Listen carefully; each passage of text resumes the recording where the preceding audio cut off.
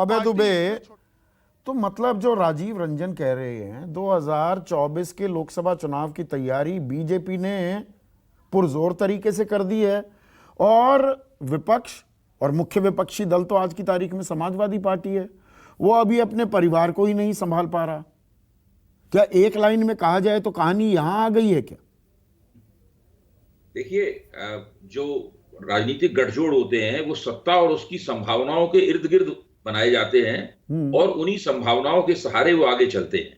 जब सत्ता और उसकी संभावनाएं लगभग समाप्त प्राय दिखने लगती हैं तो वो गठजोड़ घिसटते हैं पहले और उसके बाद टूट जाते हैं। शिवसेना का भारतीय जनता पार्टी से जो गठजोड़ महाराष्ट्र में टूटा, उसके पीछे भी यही कारण था। उसके बाद अकाली दल का पंजाब में जो गठजोड़ टूटा, जो भारतीय जनता पार्टी के सबसे पुराने मित्र थे ये दोनों पार्टियां, उसके पीछे भी यही कारण था। उत्तर प्रदेश में ये गठजोड़ चल ही नहीं सकता था। इसको मैं मानता हूं कि विधानसभा चुनावों में इसको सफलता मिली, और राजीव रंजन साहब ने जो विश्लेषण किया उससे मैं 100% सहमत हूं। इन बातों की मोटी मोटी जानकारी मुझे भी है। मैं ये मानता हूं कि ये गठजोड़ केवल तभी चल सकता था जबकि अखिलेश उत्तर प्रदेश में विधानसभा चुनाव जीत जाते। क्योंकि वो चुनाव नहीं जीत पाए, और उन्होंने चुनाव, आप देखिए ना, चुनाव किसके बावजूद नहीं जीत पाए, उन्हें मुसलमानों के अभूतपूर्व वोट मिले। पिछड़ी जातियों की एक बेहतरीन एकता उन्होंने की। मैं ये मानता हूं कि इस बार भारतीय जनता पार्टी को ओबीसी वोटरों ने ज्यादा लिफ्ट नहीं दी। ज्यादातर ओबीसी वोटर जो हैं वो समाजवादी पार्टी के पक्ष में गए। अखिलेश जो एक पिछड़ी जातियों का गुलदस्ता बनाना चाहते थे उसमें वो कामयाब रहे, लेकिन इसके बावजूद वो भाजपा को हराने से बहुत पीछे रह गए। आपने बताया कि उनको 111 सीटें मिली, जबकि उन्हें और ज्यादा सीटें मिलनी चाहिए थी। तो अब विधानसभा चुनाव भी बहुत दूर है, और लोकसभा चुनाव में राजभर इस बात को अच्छी तरीके से जानते हैं कि पिछली बार उन्होंने मंत्रिमंडल छोड़ दिया था 2019 से पहले, लेकिन वो अपने राजभर मतदाताओं को मोदी को वोट देने से नहीं रोक पाए थे। तो बिल्कुल मामला बिल्कुल साफ है।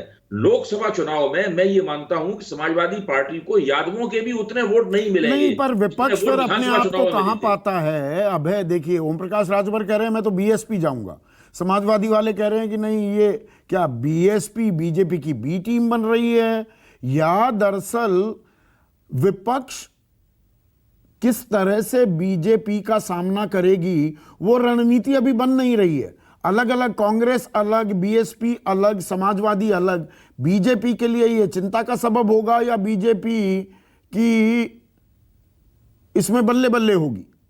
देखिए भारतीय, अभी आपने तमाम सवाल पूछे ना आपने हमारे मित्र राजीव जेटली से। भारतीय जनता पार्टी की 100 दिन पुरानी इस उत्तर प्रदेश की सरकार में क्या बुरी हालत है इस वक्त। वहां पर अमित शाह के नियुक्त किए गए सारे मंत्री अपना पत्र लिखते हैं शिकायती, और उसके बाद उसको वायरल भी करते हैं ताकि वो सार्वजनिक जीवन में बातें आ जाएं। और योगी जी उनको इस तरीके के मुख्य सचिव देते हैं जो उन मंत्रियों की कोई बात नहीं मानते, और जो तबादले और नियुक्तियां हैं उसके अंदर लाखों लाखों करोड़ों करोड़ों रुपए का खेल हो रहा है, और हम सब लोगों की आंखों के सामने है। लेकिन विपक्ष इस परिस्थिति का लाभ उठाने के लिए तैयार नहीं है। उसने कमर नहीं कस रखी है, उसके पास तैयारी नहीं है।